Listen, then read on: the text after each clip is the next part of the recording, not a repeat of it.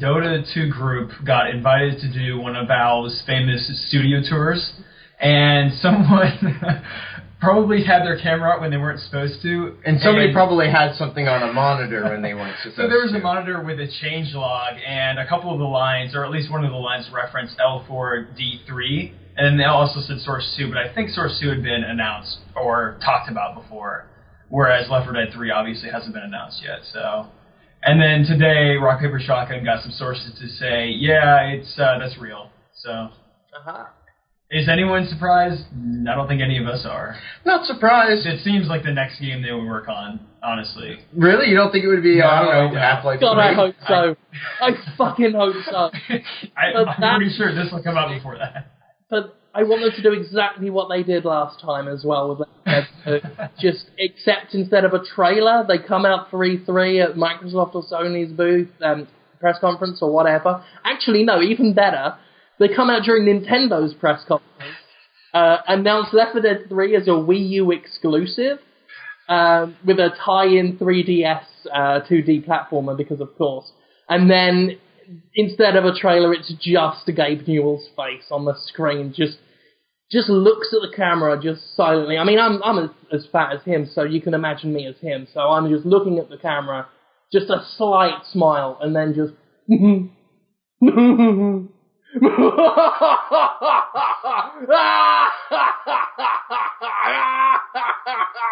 just laughing for 10 minutes straight. And then a Half-Life 3 logo appears on the screen, and it goes away, and then they never mention Half-Life 3 ever again. And just bring out Left 4 Dead 3, no problem, and then announce Left 4 Dead 4. Well, people have been joking about this for the longest time, but I think it might actually happen. The whole Left 4 Dead 3 happening before Half-Life 3. Yeah. Oh, yeah. I mean... I said back when Left 4 Dead 2 came out. Exactly. Yeah. Not because I don't want to play Half-Life 3. I'm itching for it as much as anybody else. But that little Joker part of me, I think every human has a little bit of a Joker element for their psyche, that just revel in the chaos and the breakdown of society. Just does want to see that happen, because it will probably be glorious, just the reaction. And I might even be part of it, but I might be as angry as everyone else, I don't know, but part of me will always be laughing. Well, there's less pressure for Left 4 Dead, certainly, to get it right and to have it be perfect. Well, Left 4 Dead 3 follows the same basic formula from what we've seen in these two games anyway. That it wouldn't be too crazy for them to come up with 4 new characters, do some tweaks, you know. Yeah. Whereas Half-Life, we're expecting so much. Yeah. Probably more than anyone could ever deliver, I think. But yeah, Left 4 Dead, I mean, it's an easy kind of game to put together. I think we see this on a way smaller scale with just stuff we do on Destructoid. If people are waiting for a review to come out, if I say a review is late because of some reason or another, I remember when Resistance 3, we reviewed that, but we reviewed it like 2 weeks late because there were problems with the review copy and where it went, and Nick Chester was originally doing that before he went to Harmonix, so there was a whole bit of a delay there.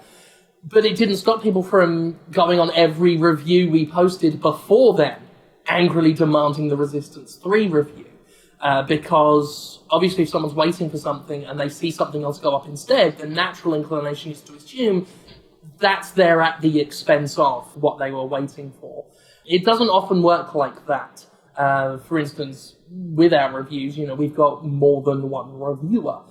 We've got quite a few. So reviews were going up by other people who weren't on the Resistance 3 review. So there were no resources being taken away.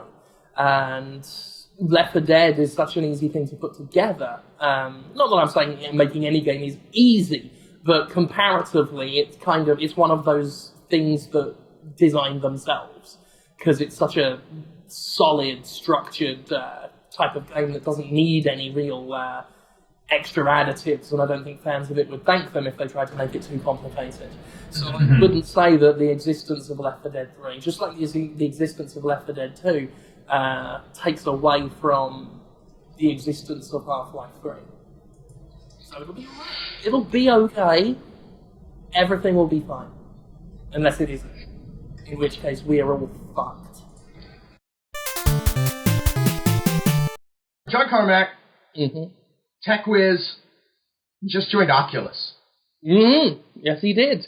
There was some confusion or something, because some people were saying he's left it for Oculus. In their defense, the press release, because I woke up to this and we were a little late to it, so I missed all this. I missed this misinformation. But their press release from Oculus, it literally said he has joined the team as the CTO. It used the phrase full time. Ah. So can you blame anyone? And then later it was like, what did they say? They said, we're happy to say John Carmack is not leaving id and will continues to provide leadership for our games in development. And then Bethesda also had some comment about, oh, he's still technically with us, but he wasn't doing it anyway. Right, it's a weird situation. Just, oh yeah, he's got a full-time job, but he's still with us. That shows you how hard he's been working. And he's also got an aerospace company as well that he somehow does. Why not? Why not? Why not? It's John Carmack. He can do it. Did anyone take the jokes about, like, sucking it down in virtual reality now? That we can actually act out the act of doing that? Because there's no good way to make that joke. The only way to do it is do what I just did and just present the concept and say, here is something that could be turned into a joke by witty people. But I felt like it would be unfair to not do that if someone hasn't yet. So I've now taken that bullet for you. Okay. So it's interesting, I guess, because like Carmack is this sort of I don't want to say like mystical figure. Well, he says stuff and everyone listens to what he has to say and generally accepts. Second you said mystical figure, I imagined him, and he could pull this off if he shaved the top of his head and dyed it white, dyed the hair white. I imagined the little Dungeoneer fella from the Dungeons and Dragons cartoon. Yes. Oh my gosh, yes. Like do that thing people do where you take your shoes off and strap them to your knees and then get down on your knees. Give him a little red robe and just have him walk around E3 constantly, like really badly harassing and annoying people by pretending to be the dungeon master and taking them on a journey and saying, oh fuck, here comes Venga. And then, Cliff Blazinski, someone walks up with a hunting horn strapped to the side of their head. It'd be magnificent. It'd be awful. I guess I don't understand why the Oculus Rift is better than Kinect. What? Hang on. Okay. I'm getting to something here. Because Okay. I don't see it being any more successful. I think it's going to be an interesting novelty accessory that PC users have and some people develop for, and there's and some major developers make compatibility for. And then in a few years, people will forget about it or not care anymore. Maybe. I think that can happen, but the difference is that we're already seeing games that use the Rift in interesting ways, whereas Kinect, we never actually saw those. Absolutely, that's an outcome that could happen, but people are very excited for the Rift, and it seems to be because it's getting a level of support that you don't normally get for these things. But I like that. There are so many things like that on the PC, like that are nice ideas and good to have for a few minutes. The Rift seems to be different in that it is getting that support and the industry seems to be behind it. That could change when it's out. I mean... Well, and that's the thing. The industry seemed to be behind Kinect and behind PS Move before those things came out. All the third parties were like, yeah, we're developing for it. We're going to make experiences that you can't get anywhere else with it. And then as soon as the thing came out, they backed away. Sure. But to answer your question, why is this better than Kinect? There's a number of reasons. One... Microsoft isn't making it. Done. 2, Secret 1. 3, Jordan telegraphed that punchline. Very ridiculous. It wasn't a particularly obfuscated one, so... No. We're in the...